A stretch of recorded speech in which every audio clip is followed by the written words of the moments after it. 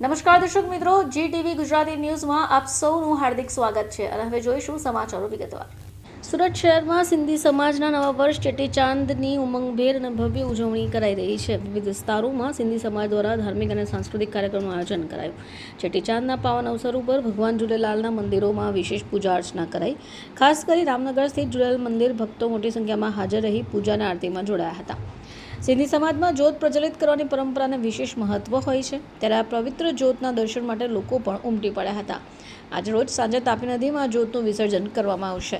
ચેટીચાંદના અવસર ઉપર સુરતના અનેક વિસ્તારોમાં બપોરે અને સાંજે ભંડારાનું આયોજન પણ કરાયું છે, જેમાં મોટી સંખ્યામાં લોકો પ્રસાદનું ગ્રહણ કરશે। હું અનિલ ગોપાણી સિંધી સમાજનો કાર્યકર્તા છું અને ભારતીય જનતા પાર્ટીનો કાર્યકર્તા છું। આજ રોજ સિંધી સમાજના નવા વર્ષ એટલે કે ચેટીચાંદ નિમિત્તે રામનગર ઝૂલેલાલ મંદિર ખાતે અને સમગ્ર સુરત શહેરમાં વિવિધ જગ્યાઓ પર આનું પૂજા અર્ચનાનું આયોજન થાય છે। આ દિવસે સમગ્ર સિંધી સમાજ પોતાનું કામકાજ બંધ રાખીને અને પૂજા અર્ચનામાં જોડાય છે અને ખાસ કરીને અમારામાં જ્યોતનું મહત્વ વધારે છે। જ્યોત એટલે એક દીવો સળગાવવામાં આવે છે અને એ દીવાનું પછી સાંજે તાપી નદી ખાતે વિસર્જન કરવામાં આવે છે। એ પહેલા ઝૂલેલાલ મંદિર ખાતે પૂજા અર્ચના કરી દીવો સળગાવી દીવાના દર્શન રાખવામાં આવે છે અને એના પછી વિવિધ ઝાંકીઓ સાથે એટલે અલગ અલગ સમાજના લોકો એમાં જોડાય છે અને વિવિધ ઝાંકીઓ સમગ્ર રામનગરમાં એમાં ફરે છે।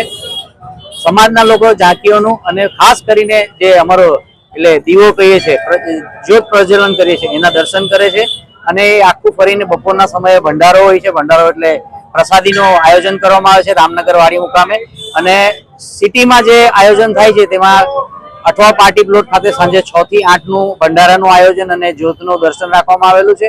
આ દિવસે સમગ્ર સિંધી સમાજ આમાં પૂજા અર્ચનામાં જોડાઈને વિશ્વની શાંતિ માટે અપીલ કરે છે।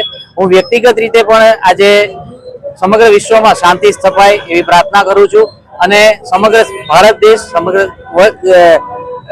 ગુજરાતના સિંધી ભાઈઓને ઝૂલેલાલ નિમિત્તે નવા વર્ષના અભિનંદન પાઠવું છું અને સમગ્ર સિંધી સમાજને ફરીથી ખૂબ ખૂબ શુભકામનાઓ। આયો લાલ સવાઈ જાઓ।